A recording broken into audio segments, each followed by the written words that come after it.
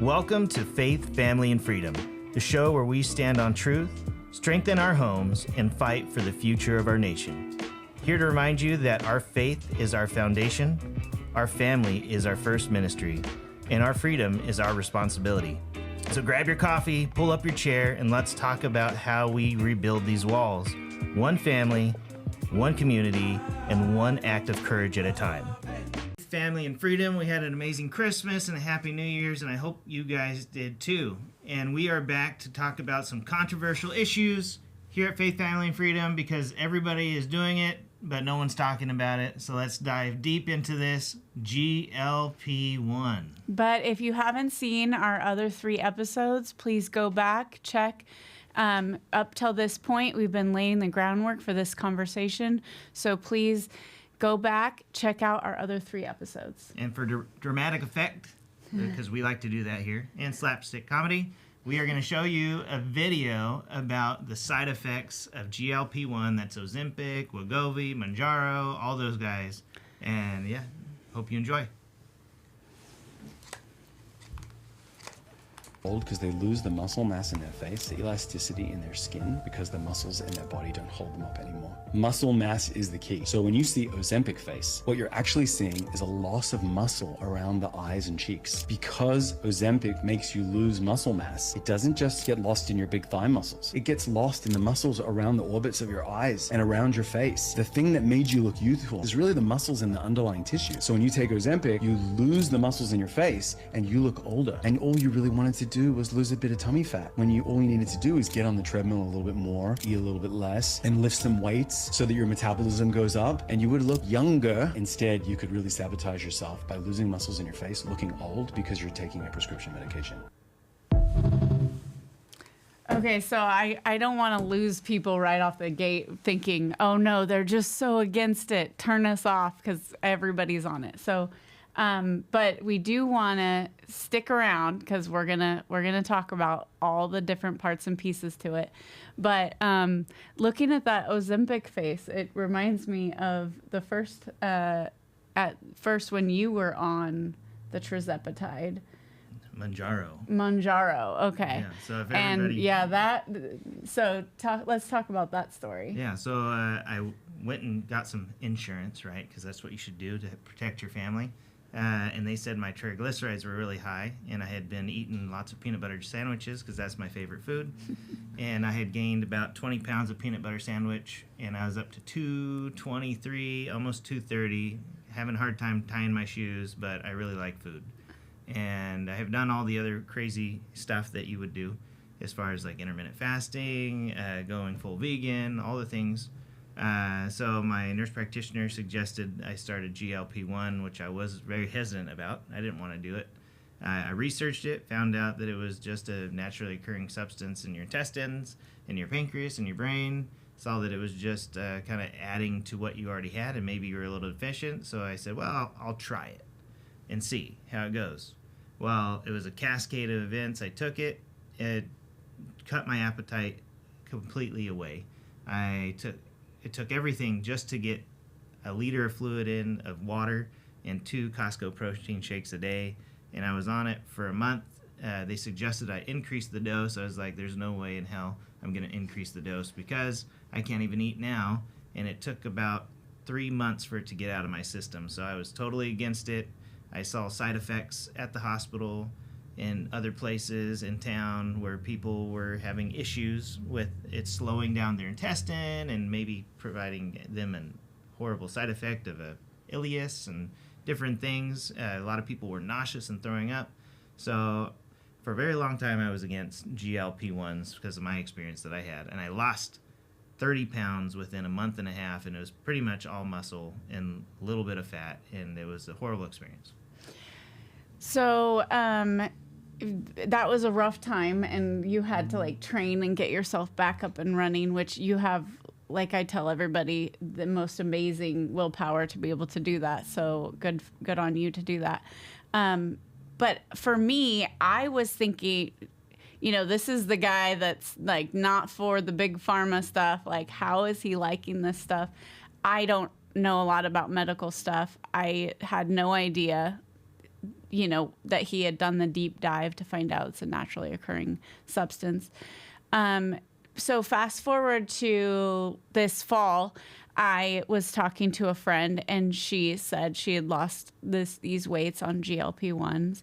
And I said, what is with all of these great patriots who are totally against Big Pharma on these things? And I sort of pushed against her, and she really came back at me, and she said, you really need to do your research. And she sent me a podcast of Dr. Tina Moore, and I just started listening.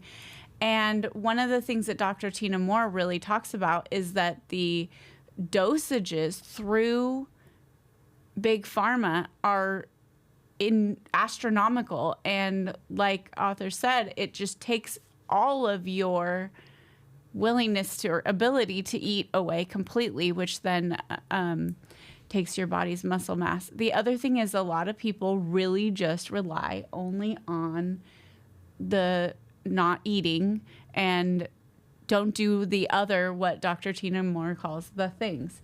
So, author, do you want to add your medical opinion to that part? 100%. So as we look into GLP-1s, and it occurs in your stomach, in your intestinal lining, in your pancreas, in your brain, reviewing the deep dive, there are people that have maybe a lower a volume of that substance that they make. And so maybe that predisposes them to perhaps eating more than they should, having increased anxiety, not producing enough insulin.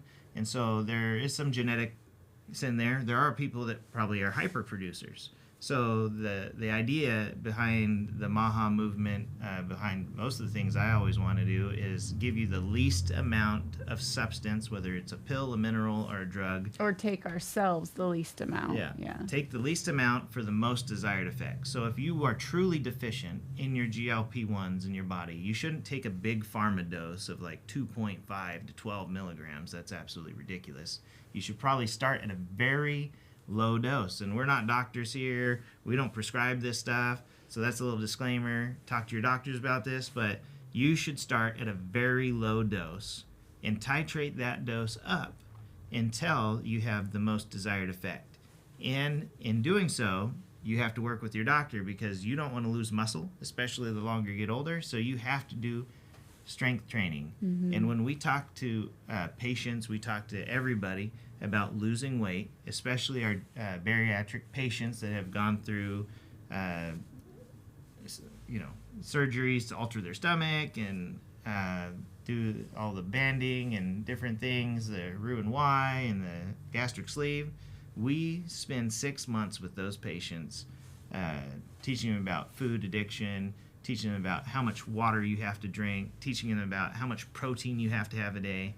And the doctors that are prescribing these stuff, especially online on HIMS and all these other things, you can go right on Facebook and get this garbage at a high farm dose, are not teaching you that you need to have high protein, resistant strength exercise, proper hydration, and go out in the sunlight. They're not teaching any of that. So okay, I'm a conspiracy-minded person here, so I just would like everybody to know. This medication, it's a medication prescribed by doctors, and people are just taking it on the black market. That's ridiculous. And we have, it could either be a life-saving, life-altering, wonderful thing that changes your life and gives you something you are deficient in, or it could literally be a nightmare that ends in maybe your life. So you have to spend the time to go to a doctor that's willing to pour into you and talk to you about these things. You have to be monitoring your muscle mass, and you have to work hard to keep it. And there's so much to that, and it's a lot of work. And if you're not willing to do that, and I think, honestly, here comes the conspiracy part, I think they're banking on a lot of people not being all in on that, because Big Pharma wants to give you these big doses that just make you sicker so that they can come up with the solution later on. So get off that train. Don't fight, chase symptoms, to make your body better. Go to a more holistic approach to your health and your body, and you will be better off. And like I said, I have just started my journey on all of this stuff. I'm learning. If you have any cool suggestions for me for Maha products or different things, I am super happy that I got a suggestion recently about a water filter. I would love to become like a water snob and air snob and all of those things. So get me all the information you can, so that with that caveat that I am probably preaching to the choir, and most people on our audience know this stuff better than I do. But with that, we do have a quote or a little clip from Dr. Tina Moore talking about GLP1's peptides / chains of amino acids here, and I'd like you guys to watch this. People started messaging me as I was producing podcast content, telling me their stories, and their stories were incredible. They were like, I went on it for weight, but I ended up going off of all of my antidepressants. Or I went on it for this, and it completely reversed my PCOS. You're now seeing people get pregnant. Yeah. On it, Yeah. right? Like, it's improving metabolic health to the degree that people who were, I guess, previously struggling with fertility, unexpectedly now getting knocked up. They also are peptides in that they heal. They come in and insert themselves where they need to go. This is how peptides work, and they heal up tissues. I think over the long haul, even those on higher doses, so long as they are doing all the things, as I call it, all the things you talk about, all the things I talk about, they are healing their metabolism. So now now we're into the positivity of peptides. So if you do follow Dr. Tina Moore, go on to her podcast. She has a wealth of information. So if you supplement that GLP1, we have seen positive results. Not the big pharma dose, but the small dose where you're losing weight, you're getting healthy, you're working out, you're reducing those 3 bad things. In our previous episode, we're talking about the inflammation, the mitochondrial damage, and the resistance of insulin in your body. So as you get healthier, as these GLP1s work inside your body and the peptides, there's multiple out there, so talk to your doctor about it. You reduce the inflammation in your body. You reduce the insulin resistance in your body. And that's where you see, like she's talking about, the PCOS is decreasing. Those endocrine issues are going away. Those intestinal issues you had are disappearing. People are now more fertile than they were before. It's an amazing tool to get to the desired effect. And I'm very excited about what the GLP-1s can do if properly used in society, and people take them knowing that they're a tool to benefit their health. And also looking forward to more of education on the subject, because people are either vehemently against it, like I was after my experience with husband here, and not understanding really truly how, if used right, they could be good. And looking forward to more doctors getting into the field and following their patients and finding the right dosages compared to the pharmacological doses that they are giving currently right now. Yeah, so that's it for our deep dive into GLP-1s. There's a lot of research out there. Follow Dr. Tina Moore. We'll have some more information on other podcasters that we are listening to as well. And then for our next episode, don't miss out, because there is a lot of issues going on at the federal level, at the state level, and at the local level that all have to do about health, advocacy, and fighting for your faith, your family, and your freedom. See you guys next time. If you were inspired by today's conversation, don't keep it to yourself.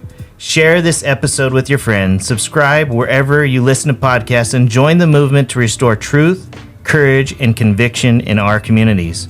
And before you go, take one small step this week to live out your faith in action. Whether it is praying with your kids at home, attending a school board meeting, or standing up for what's right, your voice matters. Until next time, I'm Author Gorman. Stay strong, stay faithful, and never stop fighting for your faith, family, and freedom.